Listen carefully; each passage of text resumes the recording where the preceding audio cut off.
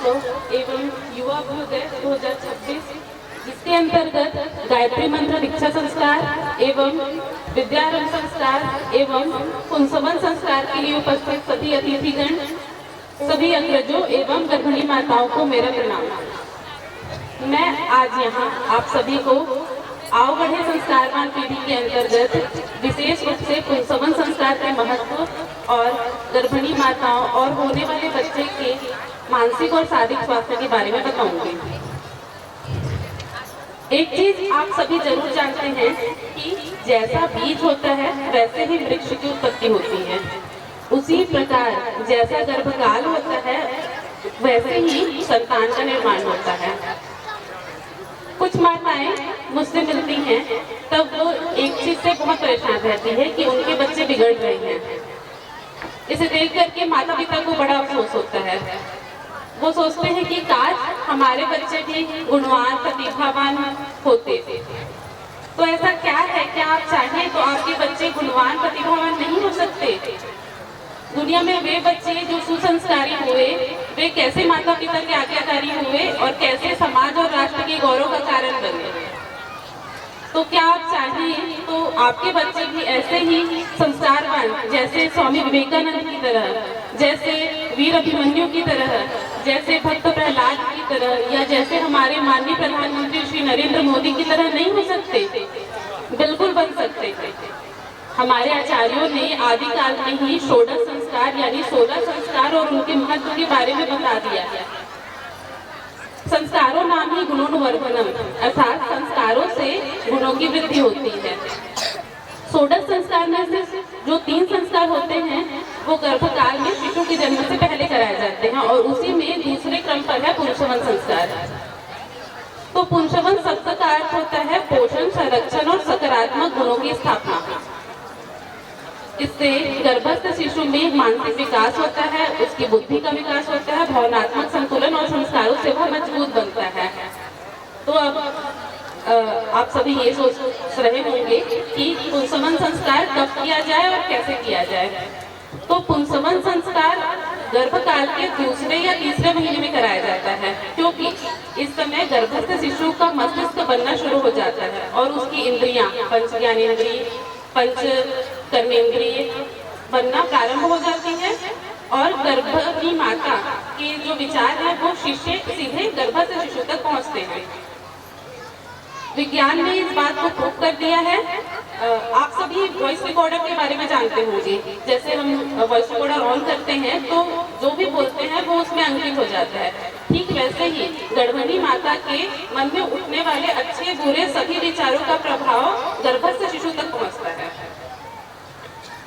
प्रिय माताओं, आज विज्ञान ने यह साबित किया है कि आज की जीवन शैली में माता का तनाव, मोबाइल की स्क्रीन, इसके साथ ही उदासी, क्रोध, आलस्य और अनियमित भोजन, अच्छी नींद की कमी, इन सब का बच्चे के हार्मोनल और मानसिक विकास पर बहुत प्रभाव पड़ता है।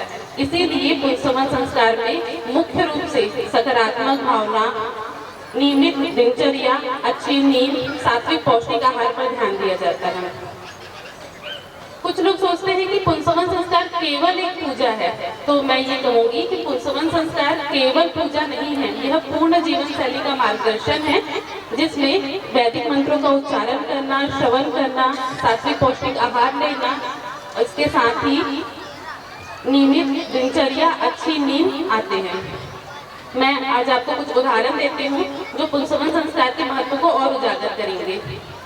इसमें है पुंसवन संस्कार के द्वारा ही हमारे भारतीय साहित्य में माता लाडबाई ने सरदार वल्लभ भाई पटेल का निर्माण किया।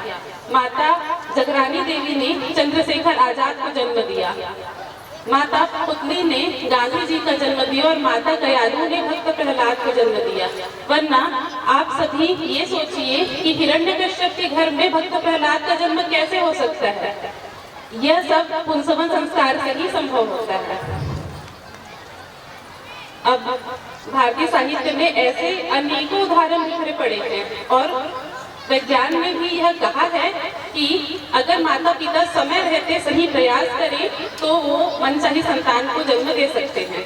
आजकल विदेशों में भी इस संदर्भ में बहुत परीक्षण हो रहे हैं और मनचाही संतान को चाहने वाले लोगों की संख्या बढ़ रही है।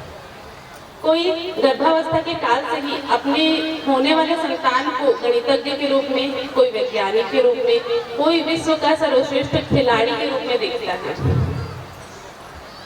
परंतु मनचाही संतान का अर्थ केवल ये नहीं है कि आपके घर में पुत्र या पुत्री हो।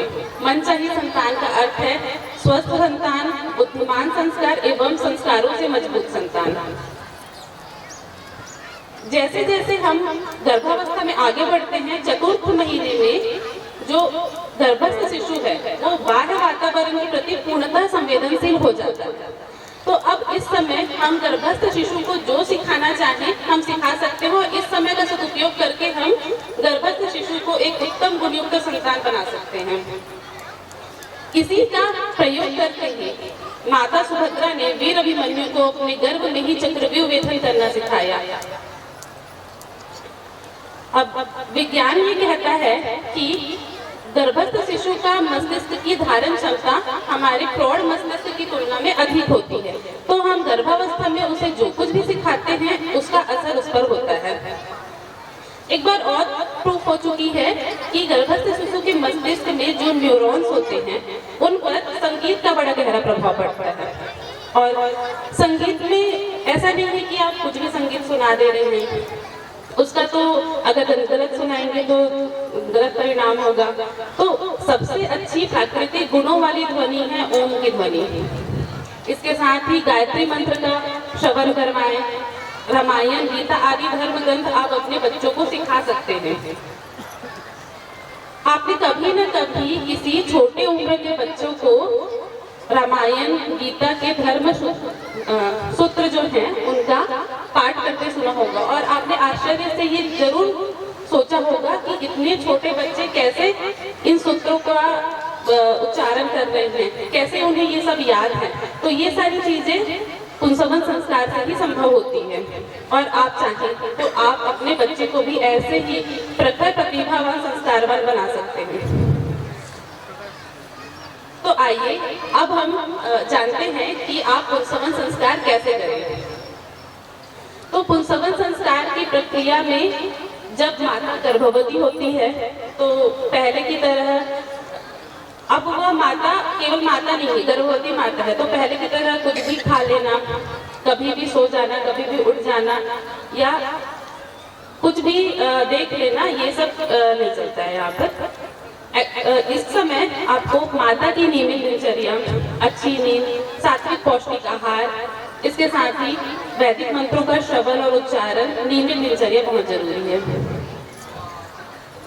मैं आपको आहार के बारे में बताऊंगी कि गर्भिणी माता को सात्विक पौष्टिक आहार लेना चाहिए, जिसमें हाई प्रोटीन डाइट, जिसमें दूध, दही, चने, सोयाबीन ले सकते हैं। गुड फैट, जिसमें अलसी के बीज, कद्दू के बीज, सूरजमुखी के बीज आप ले सकते हैं। लेकिन राजसिक आहार, जिसमें अधिक मिर्च मसाले वाले आहार और जले भुने आहार ना लें, इसके दुष्परिणाम से मस्तिष्क गर्म होता है। और तामसिक आहार जैसे अंडा, मांस आदि मांसाहार एवं नशीले पदार्थ, इसके प्रयोग से गर्भस्थ शिशु में क्रोध, आलस्य और हिंसक प्रवृत्ति उत्पन्न होती है, तो यह पूर्णतः वर्जित होता है। हम सभी को ही खान पान का ध्यान तो जरूर ही रखना चाहिए, लेकिन गर्भिणी माताओं को खान पान का ध्यान और ज्यादा रखना चाहिए, क्योंकि गर्भस्थ शिशु का पोषण गर्भिणी माता से ही होता है। इसके साथ ही गर्भिणी माता शयन से पूर्व बाल निर्माण की कहानियां का अध्ययन एवं चिंतन करें। इसके साथ ही वह शौर्य वीरता की कहानियां पढ़ने और अपने बच्चों को उसका श्रवण करवाएं। वैज्ञानिक यह मानते हैं कि गर्भावस्था से लेकर के 5 वर्ष तक की आयु में हम बच्चे को जो भी संस्कार देते हैं वह उसके मन मस्तिष्क में घर कर लेता है, जो जीवन पर्यंत बना रहता है। तो आप भी अपने बच्चे को प्रखर, प्रतिभावान, मेधावी, संस्कारवान बना सकते हैं। अंत में मैं यही कहूंगी कि गर्भिणी माताएं केवल एक शिशु को जन्म नहीं दे रही हैं, वह एक भविष्य को जन्म दे रही हैं। तो गर्भकाल में यदि सही विचार रखा जाए, सही आचरण किया जाए, सही आहार की जाए, तो आप भी स्वस्थ, संस्कारवान, सशक्त पीढ़ी का निर्माण कर सकते हैं। तो यहाँ उपस्थित सभी गर्भिणी माताओं को भगवान का आशीर्वाद उन पर बना रहे और उनके घर में उनकी मनचाही संतान आए। आप सभी को मेरा प्रणाम, धन्यवाद।